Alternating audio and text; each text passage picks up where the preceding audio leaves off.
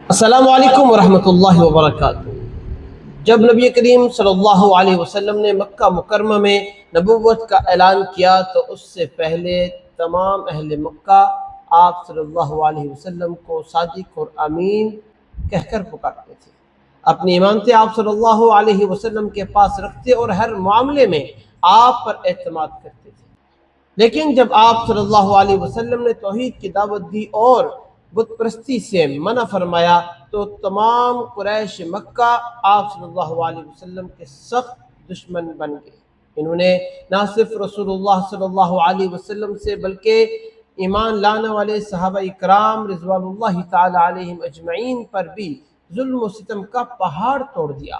مسلمان شدید آزمائشوں سے گزرنے لگے، مگر اللہ تعالیٰ کی طرف سے اس وقت تک صبر اور ثابت قدم رہنے کا حکم تھا۔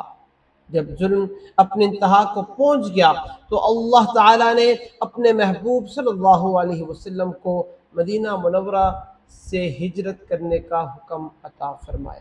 ہجرت کی تیاری کے وقت بھی رسول اللہ صلی اللہ علیہ وسلم نے ایمانت اور دیانت داری کی ایسی عظیم مثال قائم کی کہ جس کی تاریخ میں نظیر نہیں ملتی۔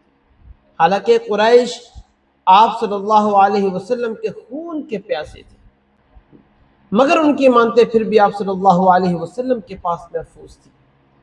آپ صلی اللہ علیہ وسلم نے حضرت علی بن ابی طالب رضی اللہ تعالی عنہ کو اپنے بستر پر سونے کا حکم دیا اور فرمایا کہ صبح ہوتے ہی لوگوں کی تمام ایمانتیں ان کے اصل مالکان کے حوالے کر دینا۔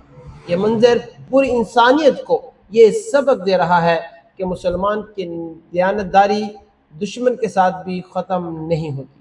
اسلام انتقام نہیں بلکہ ایمانت، انصاف، حسن اخلاق اور اعلیٰ کردار کی تعلیم دیتا ہے۔ اس نبی صلی اللہ علیہ وسلم نے اپنے دشمنوں کی ایمانتوں میں بھی خیانت نہ کی، اس نبی کی امت ہونے کے ناطے ہمیں بھی ہر حال میں سچائی، ایمانت داری، دیانت داری کو اپنا شعار بنانا چاہیے۔ یہی سیرت نبی صلی اللہ علیہ وسلم کا روشن پیغام ہے۔